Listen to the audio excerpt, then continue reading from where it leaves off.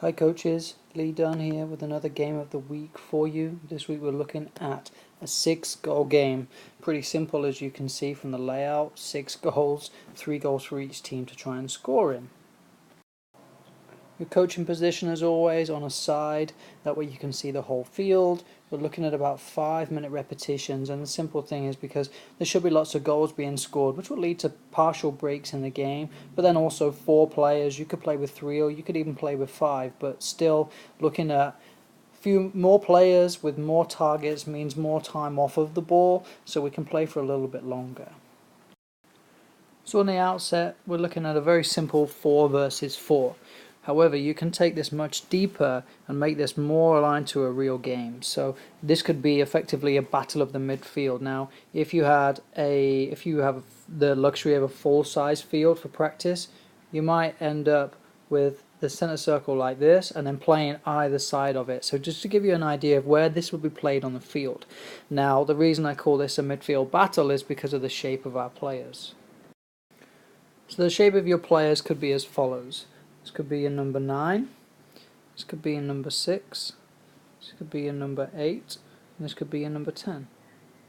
If you're playing in an 11v11 setting, these are the 3 players from the midfield. If you're playing as a 4-4-3-3, driving forwards using your number 9 as a target man. If you're playing 9v9 or 7v7, you could class this as your number 9. This would be a number 8 or your number 6, whatever number you want to give them in a 7v7 setting especially. Number 7, and number 11. So they have their team shape. It's a constant reference point for them throughout the game. When you set this practice up, hey, little Jimmy, I want you to play the number 8. Hey, Susie, I need you to play the number 11. So they begin to become familiar with where these positions are on the field and what their role is as the game develops. And then for the blue team, I would also give them the same positions. Remember, this is a battle of the midfield. So it's not unusual for our number 9, again, back to references of other videos that I've made for you, my number 9s are the players that I like to hit into their feet. They're the big, strong target people for us. So it's not unfamiliar for my number 9 to check in here, and you'll see the pattern that I've created is the number 8 playing directly into the 9, 9 laying off for that number 11 run as they push up, and then a goal in one of the middle of the 3 goals.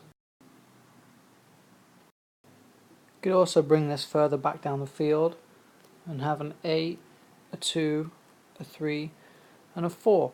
And the idea being that we play into the 8 in the middle of the field and we use these target goals in relation to the real game as the 11, the 9, and the 7, who would be our target players for building up. So effectively, if you were practicing 7v7, you'd have your entire team almost on the field right now, and you're looking, this number 1 could also be a number, or this number 4 could also be a number 1. That way you're able to get that position of them being a ball-playing player as opposed to just a goalkeeper that picks the ball up.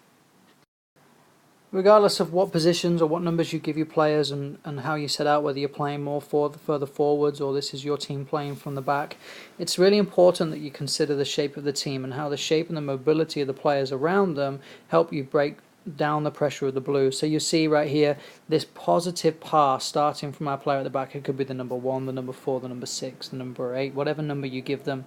They're looking forwards, they're looking positive, and most importantly is it's gone between 2 Blues, and actually 3 if we can count the player over here too. So they've broken the pressure of 3 Blues instantly if, and this will take some coaching too, the anticipation of this player out here that we would don as the number 11 or the number 3, their anticipation of reading that this split pass has now created a 1v1 opportunity.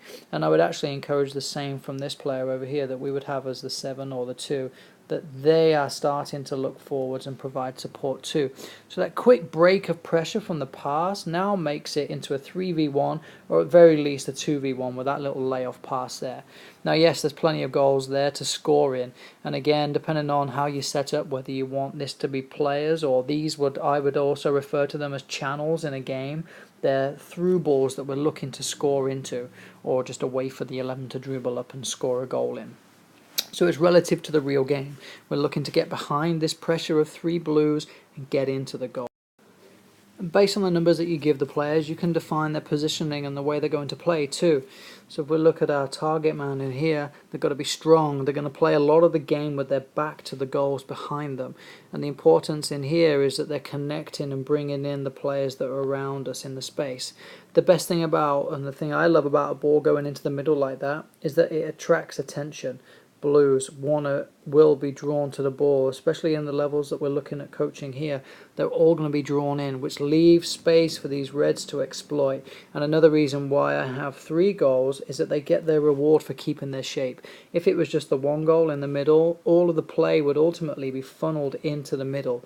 But because we have these wider goals, the kids have a reason to stay wider. They have a reason to demand the ball in the space that they're in so they can score quickly up the field. It's really important that they see the benefit to staying wide. And of course, the relation to the real game, yes, there's not real goals out there in the wings, but as I said, those are channels, those are opportunities to play into feet or into the through balls for our players to get forwards. Now I've made a notice here of 5 minutes of playtime.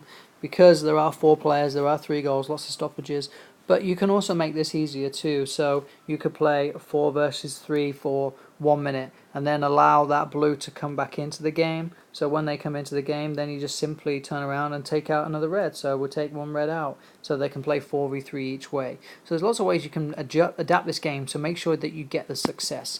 Remembering that 3 players against 4 should result in a success for the 4. So that's what it takes, and that's absolutely what you can do.